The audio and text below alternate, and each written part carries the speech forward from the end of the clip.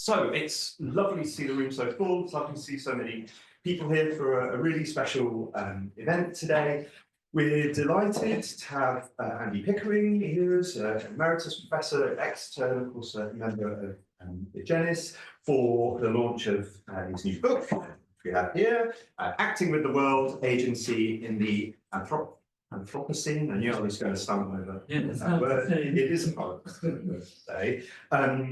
And we're really, really delighted to have you here to celebrate the launch of the book. I'm sure that I don't need to say too much about Andy's work for many people here, but of course, Andy's one of the most influential thinkers in science and technology studies and associated with really important movements in the field, the practice turn, post-humanism. When I was a undergraduate student in the early 2000s. Lots of Andy's works, like books like this wonderful volume, Science and Practice and Culture, edited, and of course the Manual of Practice, were still making waves in the field. Still, they'd already, I think, made it into the canon of books that you had to reckon with if you were thinking about practice and material culture and science. And whenever I even today think about those topics, I've always, I'm sure you'll be glad to hear, got Andy's voice in the back of my head, usually disagreeing with me on whatever I'm thinking about. But it's just enormously productive area, I think, where we can have those productive disagreements between all the disciplines that go together to make up the kinds of things we do here at Egenis: philosophy, history, science studies, and sociology and the rest. So we're really delighted to have Andy here.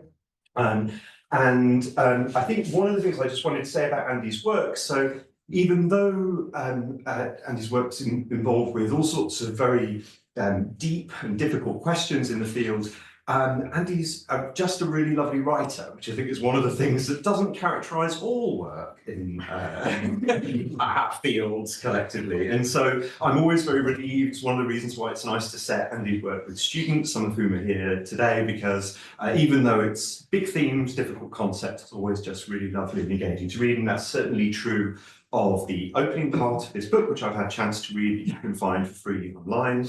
If you want to get a sense and then before purchasing. If you download the PDF, you can even just click in it and buy directly from Duke, which is some really advanced advertising that Duke put it called. So we're also really, really delighted to have Professor Andrew Barry here from UCL to come and respond to Andy's books, ask some questions, some applications. And Professor Barry is in the geography department, I think, at UCL, but also particularly appropriately, given the topic of this book, is part of a virtual school or a network looking at that word I can't say very well, Anthropocene, again, from all sorts of different perspectives: the humanities, arts, social science, health science, and so on. Professor Barry works on all sorts of interactions between science, politics, the environment, that make him the perfect person to talk about the book. So questions about Britain on nuclear power, the oil industry, climate change. So we're really delighted to have Andrew here.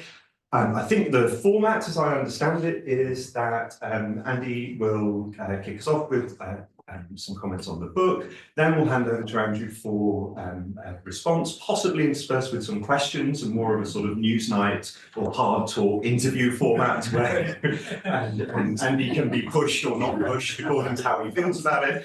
And that'll probably take us about 50 minutes or so. We'll have a quick comfort break so that people can use the loo or get some water or what have you, and then we'll come back for your Q&A. Okay, good. So, over to you. Great.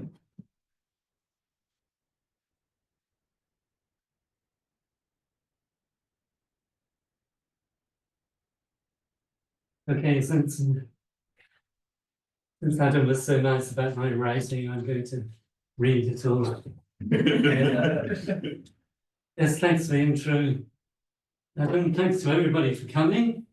To get the thanks out of the way, I should especially thank probably everybody in the room, but certainly John and Regina, Giovanna, Brian, who told me he couldn't be here today, unfortunately. Steve here, who at one stage organised a discussion of the first draft of my book, which made a big difference to me. Maybe I rewrote the whole thing. And in the corner is Jane, my wife, who I just say thanks for everything. Saves me having to make a list. Right, to get things started, I'm going to talk about my book. I'll try to keep it short, but just in case there's anybody here who hasn't read it, unlikely that may seem, I felt the need to kind of map out the ground that it covered to give us something to talk about. The book continues two of my enduring interests. First, philosophically and empirically, I'm interested in studying the entanglements and disentanglements of the human and the non-human. Second, practically and politically, I would say, I'm interested in the so what question. What difference does it make if we foreground our entanglements with the world in our practices? What sort of new future does it conjure up? I've explored these concerns before in the other books, The Manual of Practice and The Cybernetic Brain, subtitled Sketches of Another Future, that's the so what angle. But the new book goes in a new direction by thinking about an organised relations with nature and the environment. And to give you an idea of the topics that are covered, an alternative subtitle, which maybe I should have stuck to, was Floods, Farming, Fires and Spirits. Okay, the book's focus. So I'm interested in practices, ways of acting in the world. And my book contrasts two different patterns of action, which I call acting on and acting with, or following Heidegger, poiesis as bringing forth, and enframing as domination, imposing our will. So these two patterns. I think the idea of a pattern of action isn't something we usually talk about, but I'll try and explain what I mean by it. The book's focus is on acting with as an unfamiliar, but I think important way of going on. But I'll start with the other pattern, acting on, because it's very familiar. It's what we do all the time. What comes naturally to us. Acting on is a dualist pattern of disentangling ourselves and imposing our will on the world through technology, building dams and levees to control rivers, or power stations to produce electricity, commanding nature. Acting on has obviously been very successful historically. It's the foundation of the modern world. It's the world we live in. It's a product of acting on.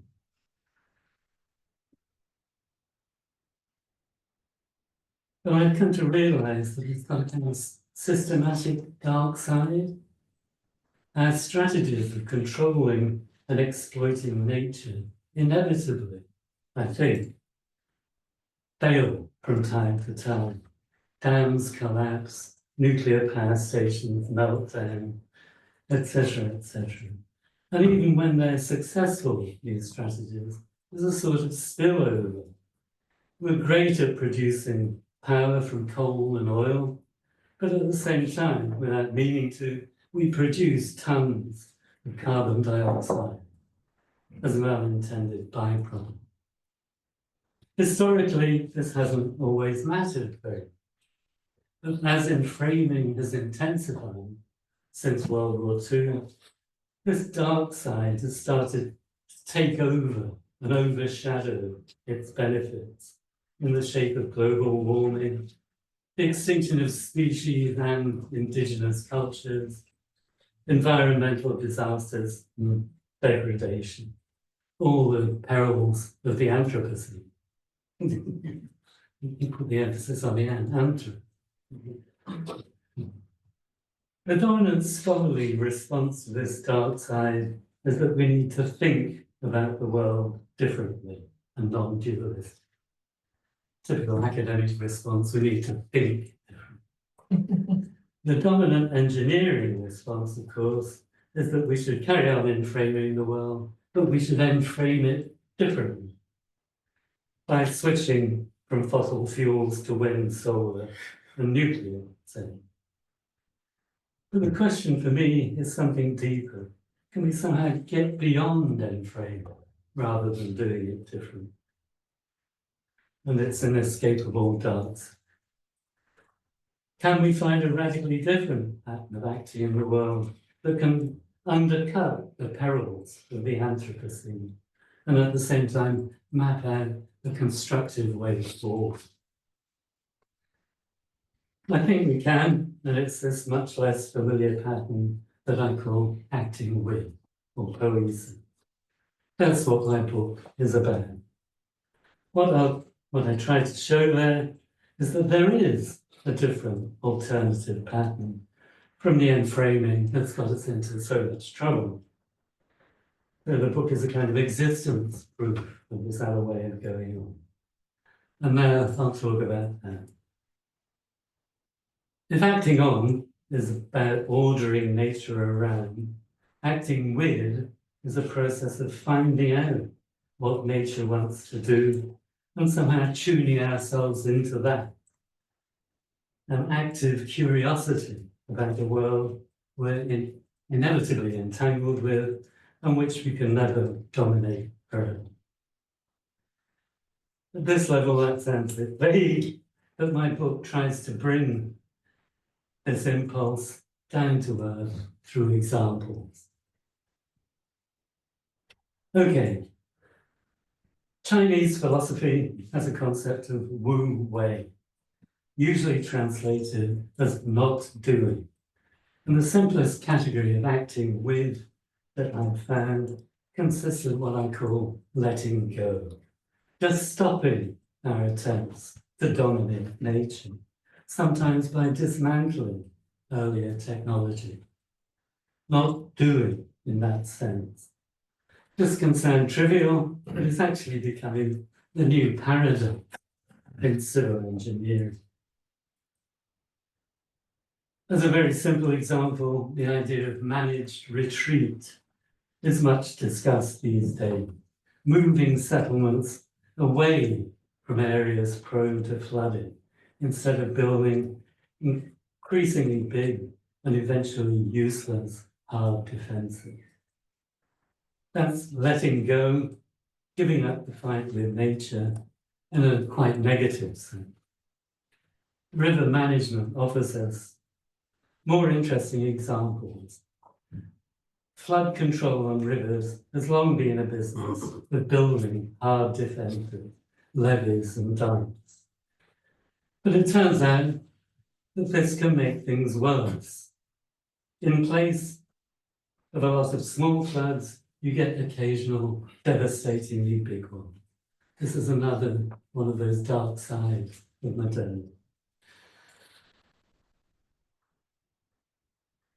In response to this, the Room for the River project in Northern Europe consists in dismantling dikes or moving them back from rivers like the Rhine so that the land itself can absorb floodwater, relying on the agency of nature instead of trying to contain and domesticate it. This can also have a constructive aspect. In America, some levees on the Mississippi have been removed so that sediment carried by the river can actually rebuild the land which has been lost to the sea. This is a nice example of tuning ourselves into nature, letting the river itself accomplish the restoration of the land, letting the agency of nature shine through, so to speak. Rewilding can likewise be seen as a process of finding out what nature will do if we let it, as in the many unexpected ecological developments in the rewilding of the Oostvaardersplasm in the Netherlands.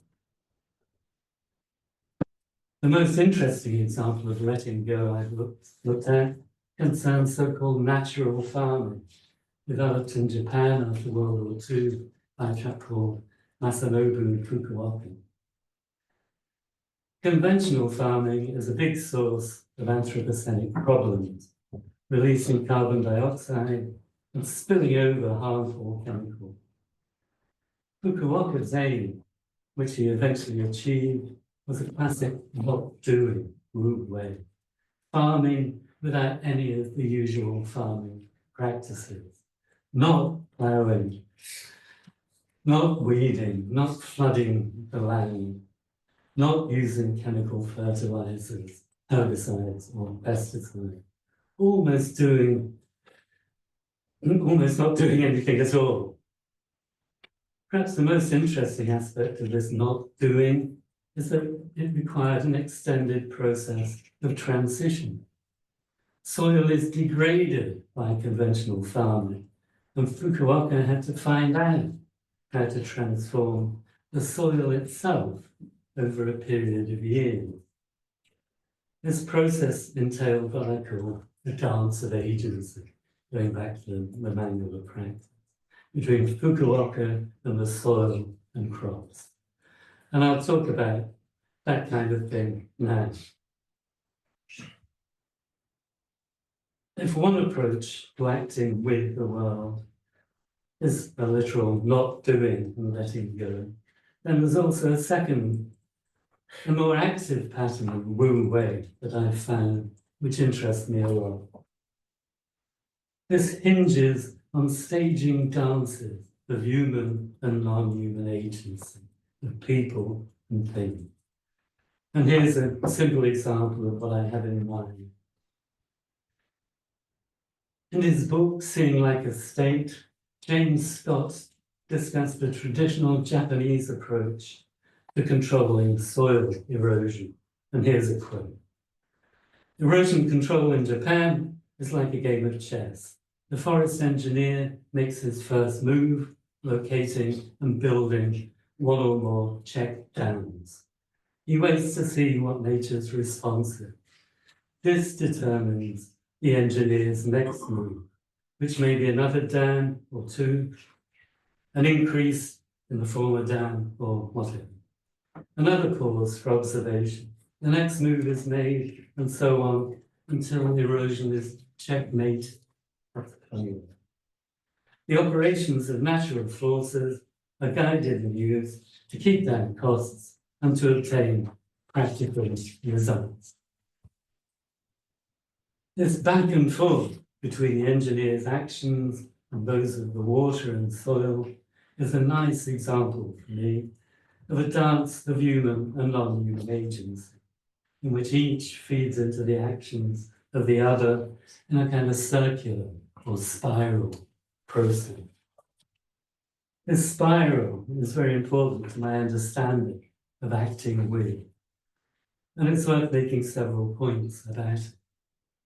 1, it works. 2, it is cybernetic. Anybody cares about that? And that it hinges on a feedback loop running through the forest and the engineer and back again. 3, it's performative. It's about doing things. It centers not on the thought, but on the coupled action of the human engineer and the non-human forest. 4, this is a decentered process, controlled neither by the engineer nor by the forest. Its outcome is a joint product with the human and the non-human acting in concert. This is, of course, a clear point of distinction from conventional engineering, in which the initiative is all on the human side. And 5, this process doesn't entail any calculation or science. And this absence of scientific input is another striking difference of acting on from our usual techno-scientific way of going on in the world. Acting on, I find myself saying, is doing without science. These features are all apparent in the other examples in my book. And there's one further feature that I'd like to mention. The next study in the book is the so-called Adaptive Management Program on the Colorado River, the AMP. The story here is that the construction of the Glen Canyon Dam on the Colorado River in 1963 has progressively degraded the river ecosystem below the dam. And below the dam is the Grand Canyon, which people care about quite a bit. Sandbanks have eroded, native species are threatened, invasive species have started to move in. So this is another unintended spillover and dark side of acting on in the shape of the dam. And the AMP aims to restore the degraded ecosystem by staging experimental floods released through the Glen Canyon Dam. This process is entirely isomorphous with Scott's soil erosion example that I just read out, in that flooding modifies the ecosystem and changes to the ecosystem feed back into changes of the parameters of the next flood. Another dance of human and non-human agents. As I just said, a new feature emerges here. Nature hasn't been checkmated in Scott's work, in the AMP. No final solution to ecological degradation has been found. Instead, it turns out that the actions of the engineers have become tuned into and synchronized with the actions of, in fact, two rivers. Ecological restoration is accomplished over time by repeatedly staging floods on the Colorado, just when another river that joins the Colorado downstream, the Paria, is itself in flood, so that excess sediment carried by the Paria helps rebuild the ecosystem of the Colorado itself. In the AMP then, the dance of agency with the river has become stabilized and regularized as what I call the choreography of agency, coupling the actions of the dam operators together with those of two rivers to create a continually renewed dynamic equilibrium, a loop in phase space, if you like that way of speaking. And this choreography is again a decentered joint product of the human and the non-human, which has been achieved in performative experimentation rather than by, say, scientific calculation. This sort of choreography of agency is, I think, a kind of genuine discovery I've made in studying acting with. I know of no word for it in scientific or engineering parlance. It's not the kind of thing that features in engineering education, just because it jumbles up and entangles the human and the non-human. Still, dances and choreographies like that for the AMP are central to my book.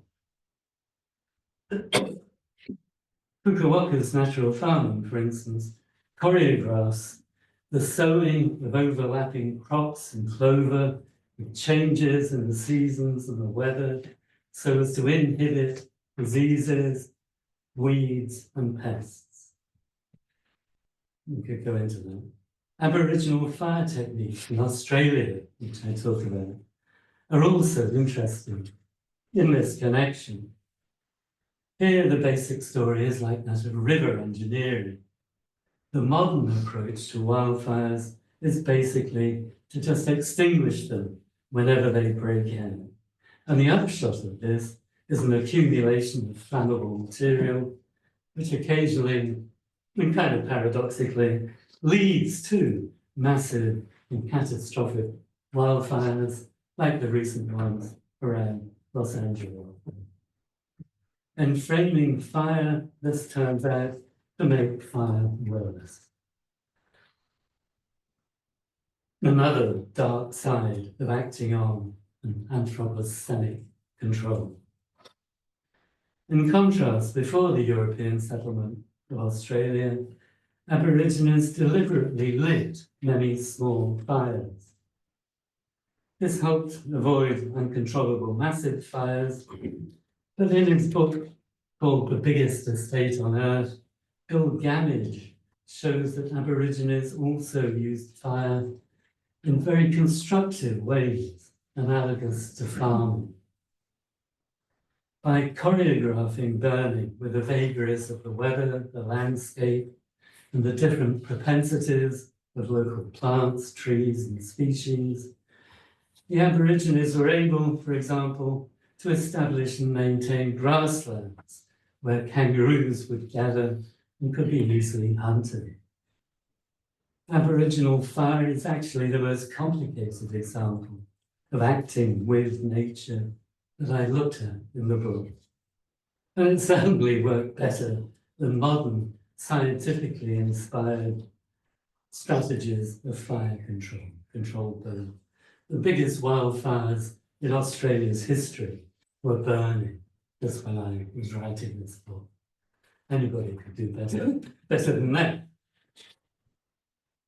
The last example in the book goes in a different direction. It's Amazonian shamanism, which I include in a sense of variety, but to broaden my sense of agency, here to include the spirits that act on the shaman's behalf.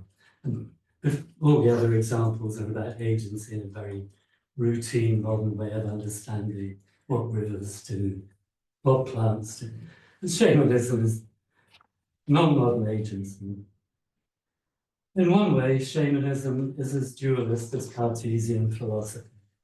Spirits are natural agents, quite distinct from the human shaman. But this is a symmetric dualism, quite different from the modern asymmetric dualism that's inherent in acting on the world.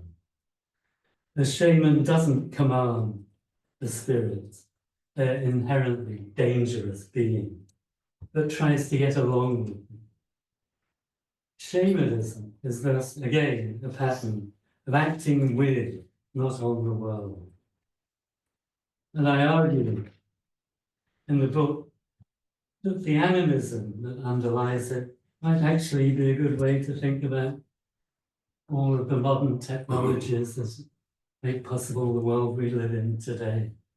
We could try imagining nuclear power stations, say, as willful gods that we need to placate, that sometimes help us, but not always.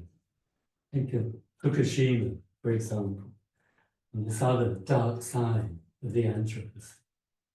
Shaman animism is a good way of getting fear back in the picture. And that's almost enough of what I want to say. My book's about acting with nature, fitting ourselves into the world, a process in which, as it happens, science is at most of tangential importance, doing without science.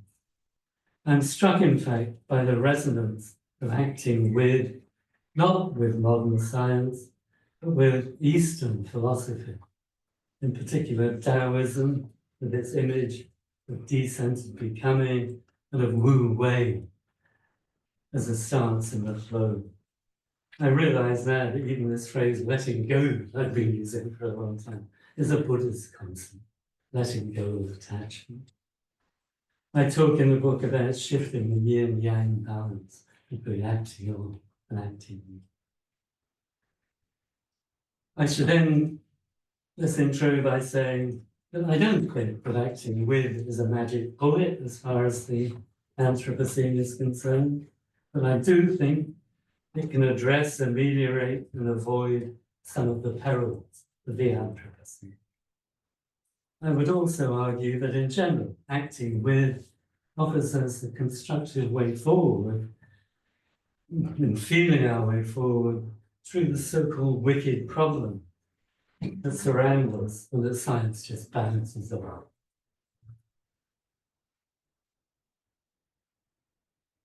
In foregrounding our entanglements, acting with also brings us closer to nature rather than distancing us as acting on does, which might be what we need most.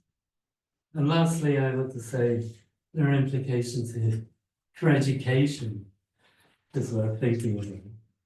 Current teaching is an indoctrination into acting on and then framing. That's what we teach our children. And the concluding argument of my book is that we need new ways to teach our children how to act in a world they can't control. We need to teach the next generation differently. And that's it. Now you know everything about my book.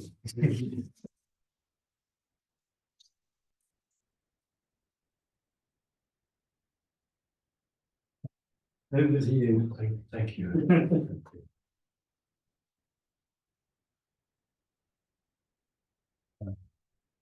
Thank you so much for asking me to talk about this book and to celebrate it.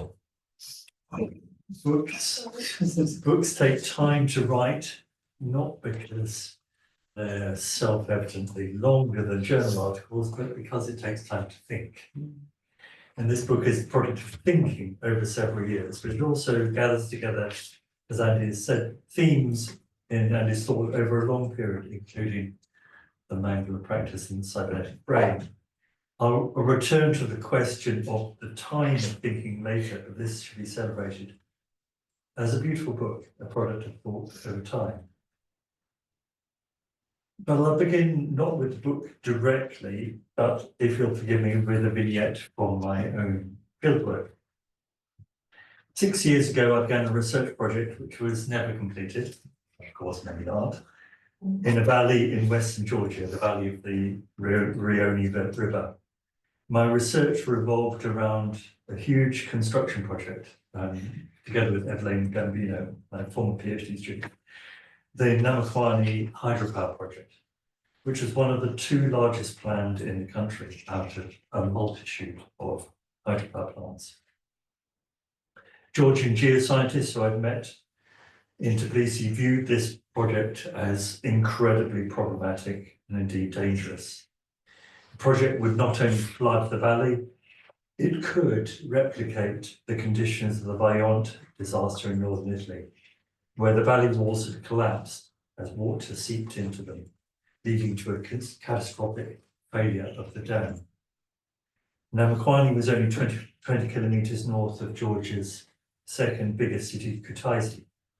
By containing the water too much, the hydropower project created an unstable system that could ultimately fail. I'd like to think that had I completed the project that, on the Namaquani Dam, it could have been a case study in acting with the world.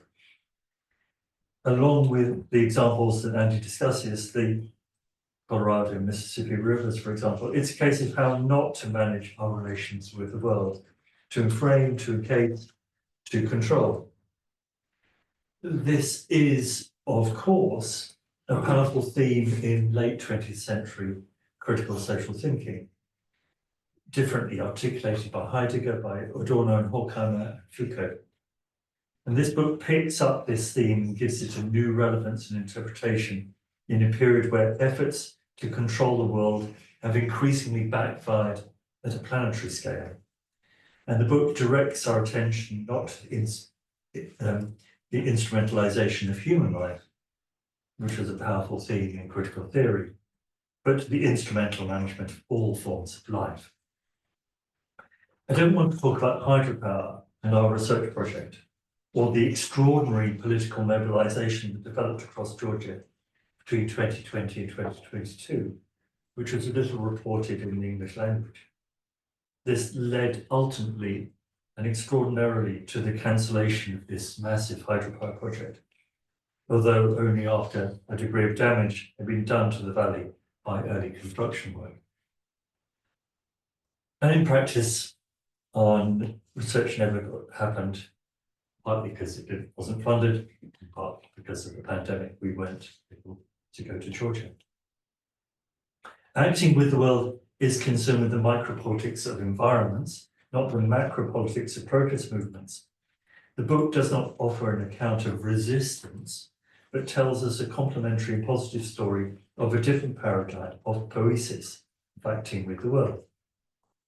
In this context, I want to mention our host in the Rioni Valley, Marcus Soladze, who was one of a few hundred people still living in the valley prior to the construction project when we visited in September 2019. It was at this time a remarkable place which had not witnessed any development since independence from the Soviet Union, and the valley had become progressively depopulated by humans. The dance of agency between humans and non-humans had shifted and perhaps rebalanced. Marcus Soladze was not just the owner of a guest house. She also had an extraordinary eloquence, speaking of the river with which she lived as a bond, and the plants as her companions. She was acutely aware, in the terms of the book, of the dance of agency between humans, the river, the plants, insects, which could and should be acknowledged and valued. Plants were not weeds, but always useful, always helpful. And she refused the compensation from the company, which wanted to pay for her to move elsewhere and flood the village. And I experienced this central valley myself. While visiting the valley, as it happened, I was heavily bitten while walking in the woods with her sons, who were then university students returning from the holidays.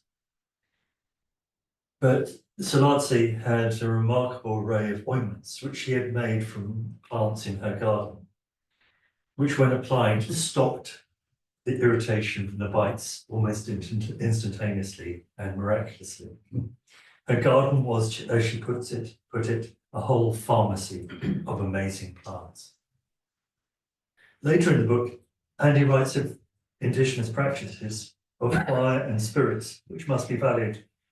The lesson here is that practices like Soladze's home pharmacy need to be valued as forms of practical action. Now, river water figures centrally in this book, the force of which should be not excessively contained. Containment creates, to use a term used by Michel Caron one time, débordement, overflow. Flood plains, which are so vital for animals, should not be walled up and contained.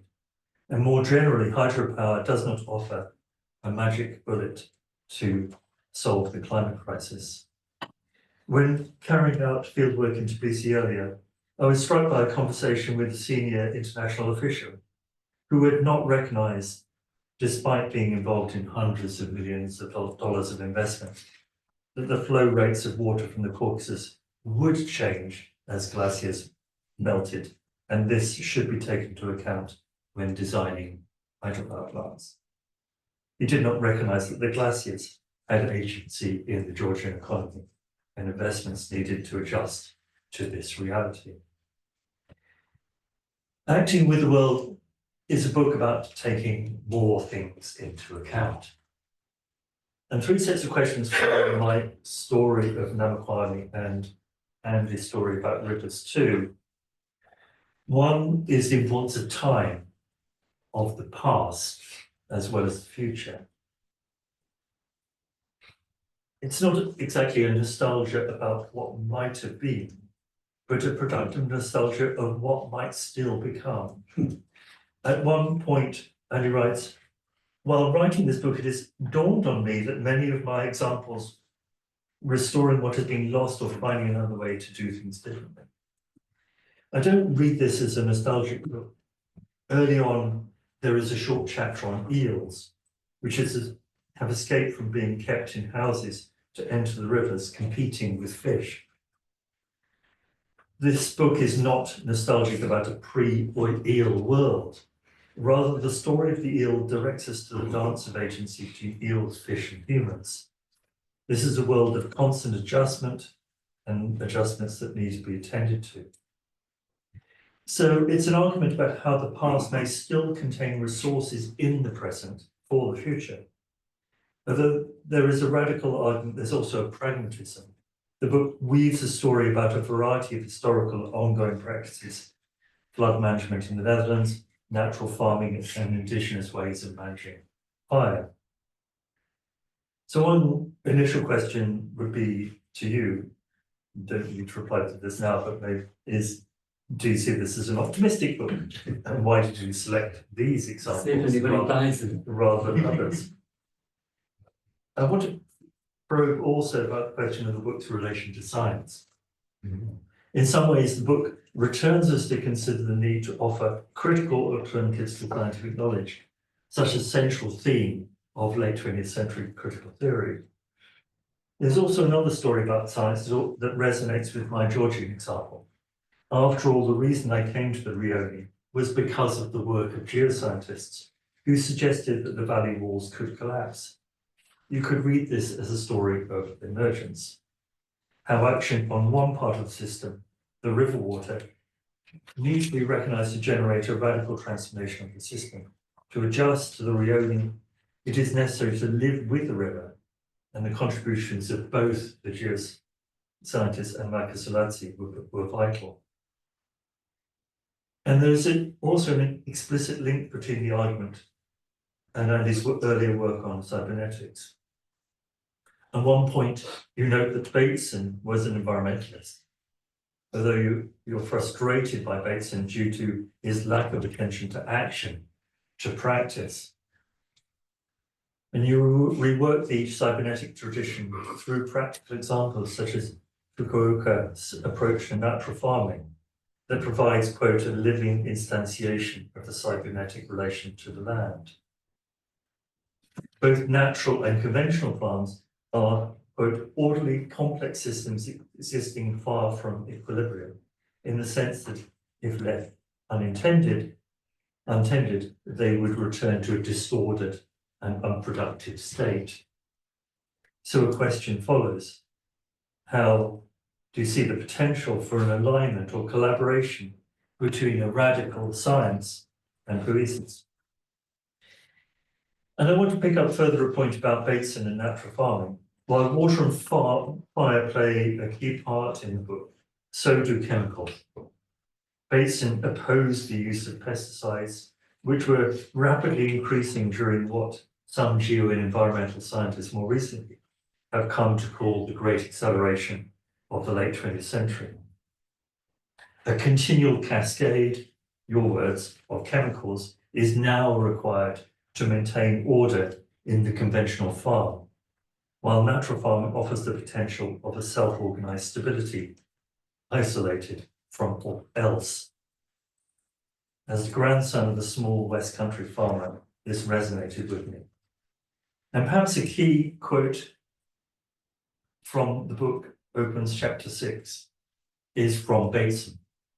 Quote, "The meadow with its interacting multiplicity of species is unendingly dancing." You also cite, of course, in this context, Rachel Carson. Carson writes brilliantly in Silent Spring of what she terms universal contamination. Anand Singh, who also is an interlocutor, has written of arts of living on a damaged planet, and Michelle Murphy of a chemical regime of living. These all point us to a world which is already contaminated or damaged.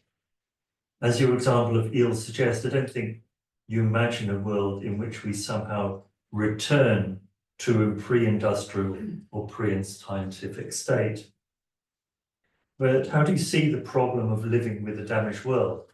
What parts do need to be lived with? What parts, from radioactive waste to asbestos in buildings, do need to be removed and, dare I say it, contained? How is the dividing line between what is controlled and what can be lived with drawn? The Anthropocene figures in the title of the book, but the concept, which has been arguably over-discussed in literature, is not discussed at length. But I think implicitly two accounts of the Anthropocene are running through the narrative. One is the account provided by Rachel Carson, Anand Singh and others of a damaged and contaminated world. The book could be thought of as something like a guidebook to that world. How can one act, not as an activist, but practically navigating in this new situation? But the second account of the Anthropocene is to view the Anthropocene through the lens of enframing. The Anthropocene is the product of an enframed and dualistic world vision. I'm reminded here of A.M. Whitehead, who, while in dialogue with quantum mechanics in the 1920s, also drew inspiration in science in the modern world from poetry, from romanticism, in order to address and interrogate this dualism.